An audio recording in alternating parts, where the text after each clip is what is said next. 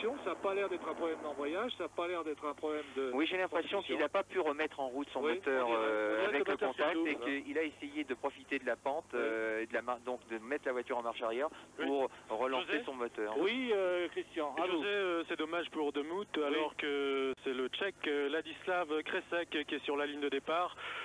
Au volant d'une Skoda, une Skoda officielle. C'est un retour pour Skoda à Monte-Carlo où on n'avait pas vu ces voitures depuis 10 ans, depuis 1977.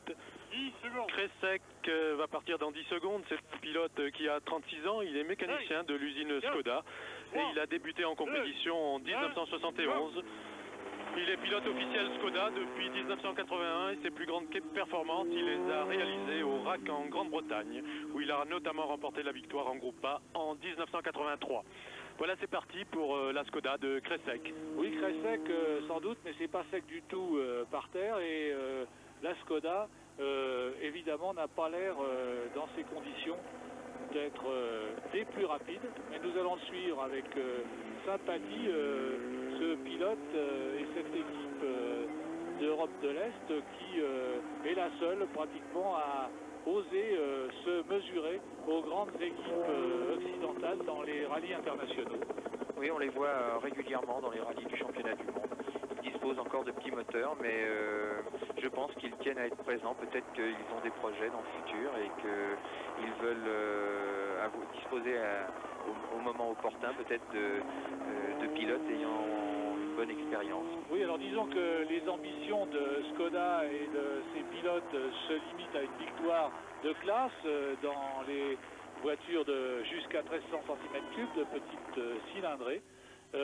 Mais que, en tout état de cause, il est évident que ce sont des voitures qui peuvent bénéficier des enseignements de la compétition pour s'améliorer au niveau de la série et qu'il faut féliciter la marque Skoda de cet effort, même si leurs voitures ne peuvent prétendre se mesurer à armes égales avec les Lancia ou autres Audi.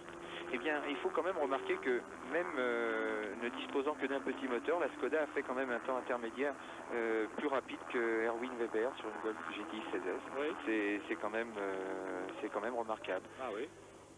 Effectivement, oui, Christian. Si je peux ajouter quelque chose, oui. Je crois savoir que l'équipe Skoda, qui dispose d'une seconde voiture ici et qui vient de partir, c'est la voiture de John Ogland. Oui.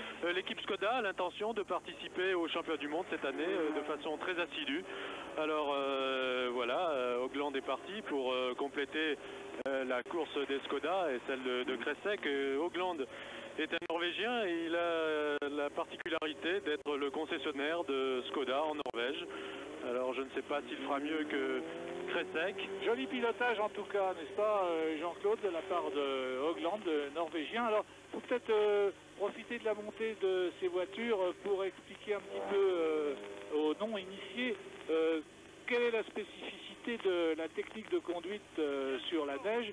Je crois qu'on peut dire, n'est-ce pas, que l'essentiel c'est de jouer avec le transfert des masses, n'est-ce pas Jean-Claude? Bien sûr, lorsqu'on a par exemple une épingle comme celle-ci qui est très glissante et très difficile à négocier, eh bien on essaie de profiter au maximum d'un appui opposé dans le virage qui précède pour bénéficier du balancement qui s'ensuit, si vous voulez, et imprimer à la voiture le mouvement qui va lui permettre de s'inscrire parfaitement dans le virage. Voilà, c'est ce qu'on appelle l'appel et le contre-appel. Oui, Christian. Oui, alors que Kresek en termine avec son parcours, Danis Snobek est parti au volant de sa Mercedes de litre 3 16 soupapes.